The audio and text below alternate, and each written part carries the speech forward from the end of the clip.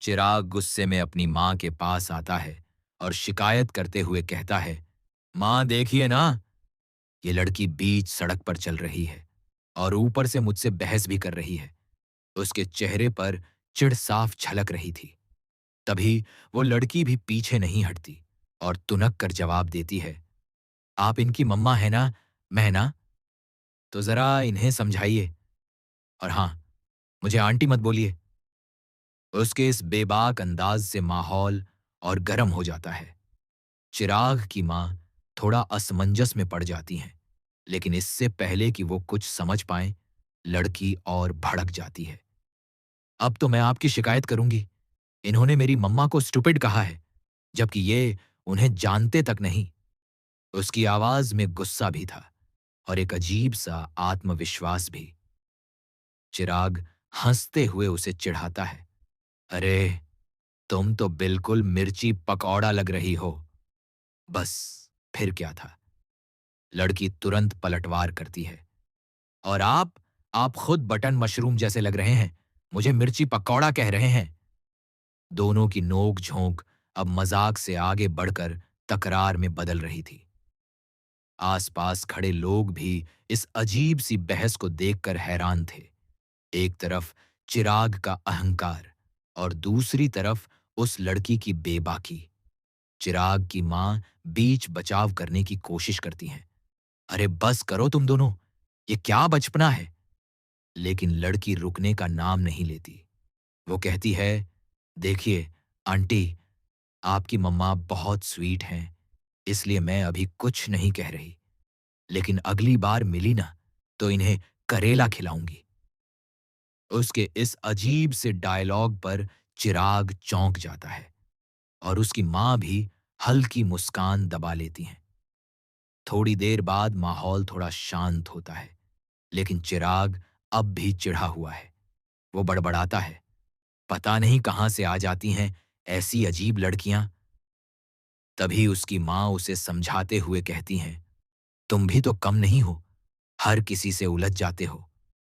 उधर वही लड़की अपने आप में मुस्कुराते हुए सोचती है, अजीब इंसान है, लेकिन थोड़ा दिलचस्प भी है। उसके चेहरे पर एक हल्की सी शरारती मुस्कान आ जाती है, जैसे वो इस मुलाकात को यहीं खत्म नहीं करना चाहती। इसी बीच चिराग की मां उसे कहती हैं, तुम इतने बोर क्यों हो रहे हो? मैंने पहले ही कहा था, गांव घूम आओ, सुनीता दीदी के साथ जाओ, मजा आएगा। चिराग पहले तो मना करता है, लेकिन फिर सोचता है कि शायद थोड़ा घूमने से उसका मूड ठीक हो जाए। वहीं दूसरी तरफ वही लड़की भी गांव घूमने का प्लान बना रही होती है, लेकिन उसे एक ही चिंता है, वहां मिट्टी बहुत होगी, मेरे सैंडल्स खराब हो जाएंगे। उसकी ये बात सुनकर उसकी दोस्त हंस पड़ती है और कहती है, अरे, उसका भी जुगाड़ है मेरे पास। कुछ ही देर में दोनों अलग-अलग रास्तों से उसी गांव की ओर निकल पड़ते हैं। उन्हें ये नहीं पता कि उनकी ये टकराहट यहीं खत्म नहीं हुई, बल्कि अब शुरू होने वाली है एक नई कहानी, जहां हंसी, तकरार और अनजाने रिश्तों का खेल और भी गहरा होने वाला है। और सबसे बड़ा सवाल ये है, क्या ये सिर्फ एक इत्तेफाक है, या फिर किस्मत ने पहले ही इनके रास्ते जोड़ दिए हैं? किसी बड़े तूफान से पहले गांव की कच्ची गलियों में हल्की हल्की हवा चल रही थी और चारों तरफ मिट्टी की सोंधी खुशबू फैली हुई थी। चिराग अपनी मां की बात मानकर सुनीता दीदी के साथ गांव घूमने निकल पड़ा। उसके चेहरे पर अब भी हल्की झुंझलाहट थी, लेकिन अंदर ही अंदर वो इस नई जगह को लेकर थोड़ा उत्सुक भी था। दूसरी तरफ वही लड़की भी अपनी दोस्त के साथ उसी रास्ते पर आगे बढ़ रही थी, लेकिन उसके कदम संभल संभल कर पड़ रहे थे, ताकि उसके सैंडल गंदे ना हो जाएं। चलते चलते अचानक दोनों का आमना सामना फिर से हो जाता है। जैसे ही चिराग की नजर उस लड़की पर पड़ती है, वो हैरान रह जाता है और तुरंत कहता है, अरे, तुम फिर से? लगता है पीछा ही नहीं छोड़ोगी मेरा। लड़की भी पीछे नहीं हटती और मुस्कुराते हुए जवाब देती है, मैं पीछा कर रही हूं या आप हर जगह पहले पहुंच जाते हैं। दोनों की आंखों में फिर वही चिंगारी नजर आने लगती है। सुनीता दीदी माहौल को हल्का करने की कोशिश करती हैं और कहती हैं, अरे, तुम दोनों फिर शुरू हो गए। गांव घूमने आए हो या लड़ने? लेकिन उनकी बात का दोनों पर कोई खास असर नहीं पड़ता। चिराग व्यंग्य करते हुए कहता है, बस इसे अपने सैंडल की पड़ी है। गांव की मिट्टी में कदम रखेगी तो जैसे कोई बड़ा नुकसान हो जाएगा। लड़की तुरंत जवाब देती है, कम से कम मैं तुम्हारी तरह मिट्टी में नंगे पांव घूमने वालों में से नहीं हूं। उसकी आवाज में अब भी वही तुनकपन था, लेकिन कहीं ना कहीं उसमें थोड़ी मासूमियत भी झलक रही थी। इतने में लड़की की दोस्त उसे समझाते हुए कहती है, अरे, एक बार ट्राई तो कर। मिट्टी में चलने का मजा ही कुछ और होता है। पहले तो लड़की मना करती है, लेकिन फिर थोड़ी झिझक के साथ अपने सैंडल उतारती है और धीरे धीरे मिट्टी पर कदम रखती है। जैसे ही उसका पैर मिट्टी को छूता है, वो चौंक जाती है। ठंडी, नरम मिट्टी का एहसास उसके लिए बिल्कुल नया था। वो धीरे धीरे चलने लगती है और उसके चेहरे पर एक अलग ही खुशी झलकने लगती है। अरे, ये तो सच में अच्छा लग रहा है, वो खुद से कहती है। चिराग ये सब देख रहा होता है और हल्की मुस्कान उसके चेहरे पर आ जाती है, लेकिन वो अपनी हंसी छुपाते हुए कहता है, देखा, आखिर मान ही गई ना। लड़की उसे घूर कर देखती है, लेकिन इस बार उसके चेहरे पर गुस्से से ज्यादा एक अजीब सी नरमी होती है, जैसे दोनों के बीच की दूरी थोड़ी कम हो रही हो। तभी अचानक लड़की का पैर फिसल जाता है और वो गिरने ही वाली होती है, लेकिन उसी पल चिराग तेजी से आगे बढ़कर उसका हाथ पकड़ लेता है। दोनों कुछ पल के लिए एक दूसरे की आंखों में देखते रह जाते हैं। हवा जैसे थम सी जाती है और उनके बीच की सारी नोक झोंक एक पल के लिए गायब हो जाती है। लड़की जल्दी से खुद को संभालती है और हाथ छुड़ाकर कहती है, थैंक यू। उसकी आवाज में पहली बार झिझक थी। चिराग भी थोड़ा असहज हो जाता है और कहता है, कोई बात नहीं, ध्यान से चला करो। सुनीता दीदी दूर से ये सब देख रही होती हैं और मुस्कुराते हुए सोचती हैं, ये दोनों जितना लड़ते हैं उतना ही एक दूसरे की परवाह भी करने लगे हैं। लेकिन तभी माहौल अचानक बदल जाता है। गांव के कुछ लोग भागते हुए वहां आते हैं और घबराए हुए कहते हैं, जल्दी चलो, खेतों की तरफ कुछ गड़बड़ हो गई है। सबके चेहरे पर डर साफ नजर आ रहा था। चिराग और वो लड़की एक दूसरे को देखते हैं। अभी तक जो पल हल्का और सुकून भरा था, वो अचानक तनाव में बदल जाता है। और अब सवाल ये उठता है, खेतों में आखिर ऐसा क्या हुआ है? क्या ये सिर्फ एक छोटा सा हादसा है या फिर कुछ ऐसा जो इन दोनों की जिंदगी को हमेशा के लिए बदल देगा? गांव वालों की घबराई हुई आवाज सुनते ही माहौल पूरी तरह बदल जाता है। अभी तक जो हंसी मजाक और हल्की फुल्की नोक झोंक चल रही थी, वो एक पल में गायब हो जाती है। चिराग तुरंत सतर्क हो जाता है और पूछता है, क्या हुआ? इतनी घबराहट क्यों है? एक बुजुर्ग आदमी हांफते हुए कहता है, खेतों में कुछ अजीब हो गया है। फसल बर्बाद हो रही है और कोई समझ नहीं पा रहा कैसे। ये सुनते ही सब लोग जल्दी जल्दी खेतों की तरफ भागते हैं। चिराग, सुनीता दीदी और वो लड़की भी उनके पीछे पीछे दौड़ पड़ते हैं। जैसे जैसे वो खेतों के पास पहुंचते हैं, हवा में एक अजीब सा सन्नाटा घुला हुआ महसूस होता है। आमतौर पर चहकते पंछियों की आवाज भी गायब थी, जैसे किसी अनहोनी का संकेत दे रही हो। खेतों में पहुंचते ही सबके कदम ठिठक जाते हैं। सामने का दृश्य देखकर हर कोई दंग रह जाता है। हरी भरी फसल जो सुबह तक लहलहा रही थी, अब मुरझाई हुई नजर आ रही थी।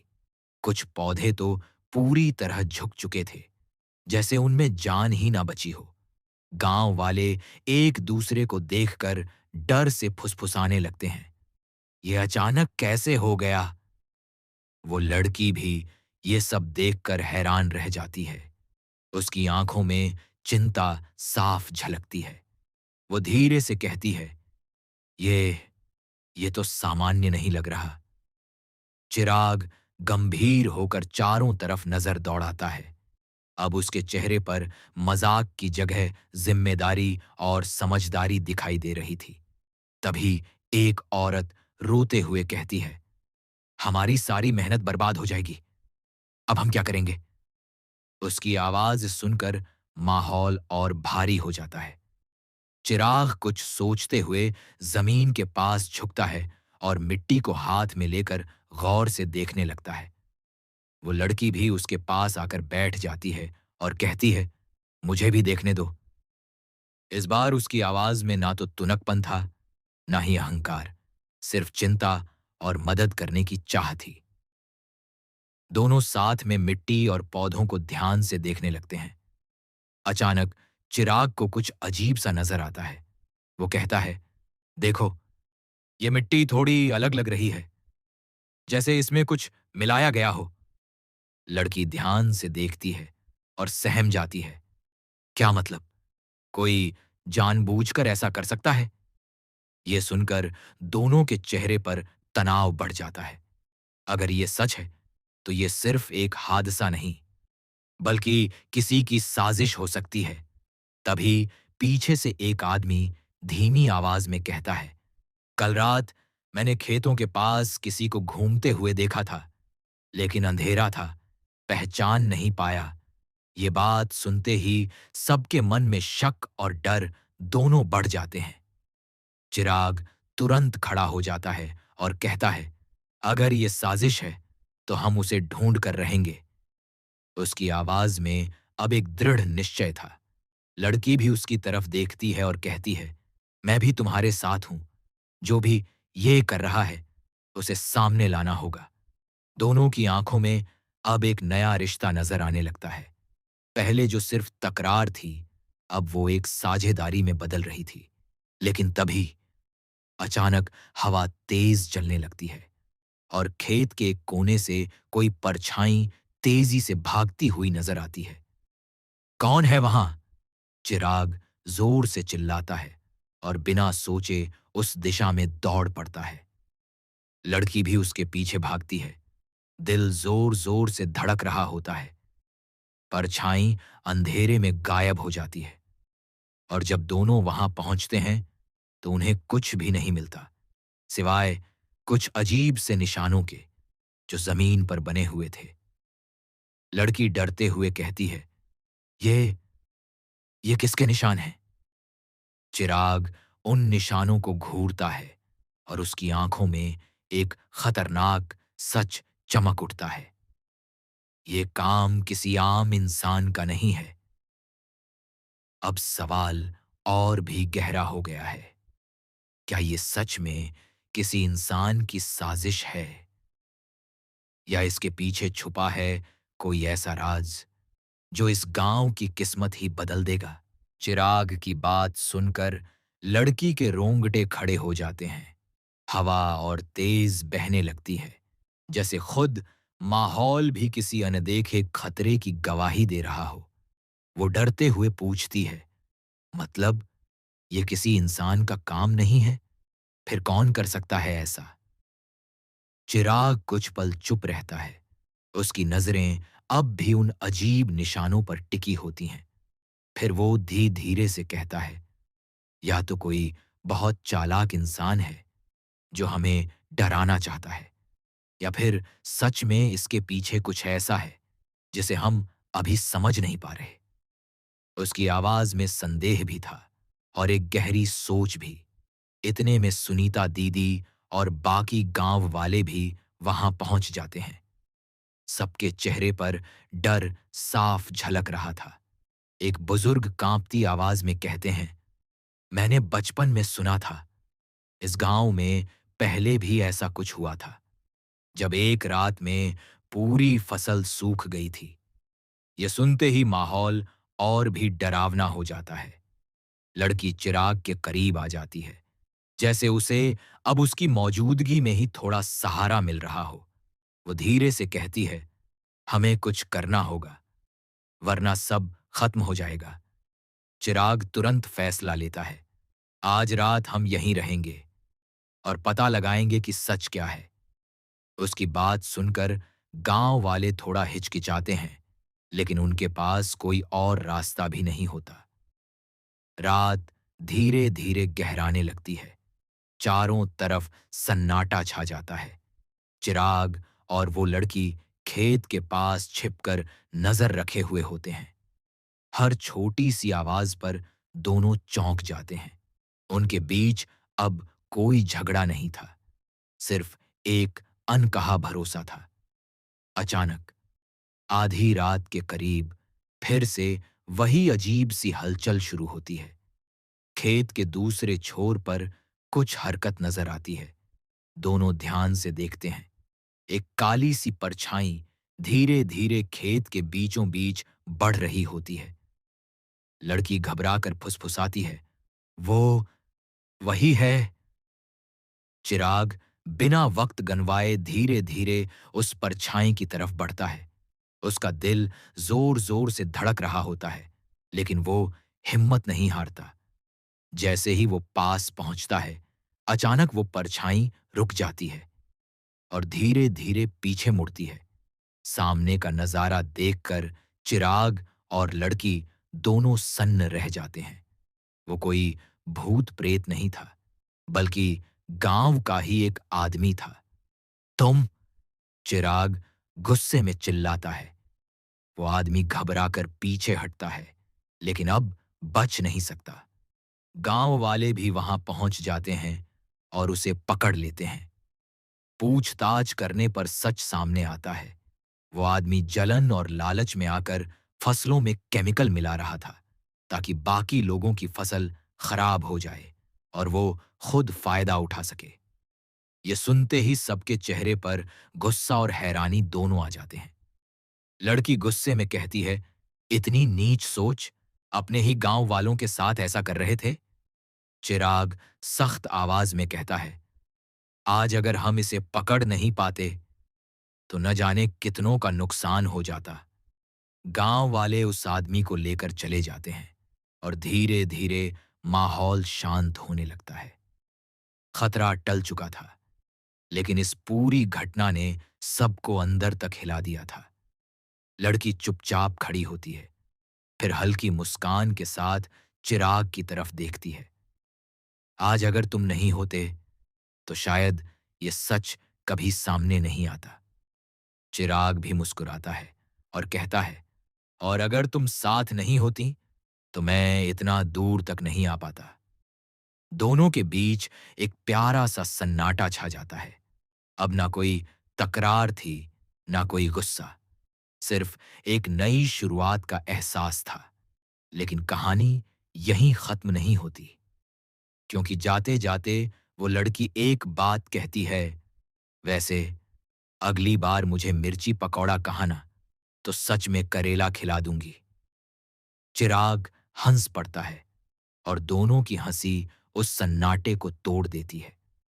पर कहीं ना कहीं एक सवाल अब भी बाकी है।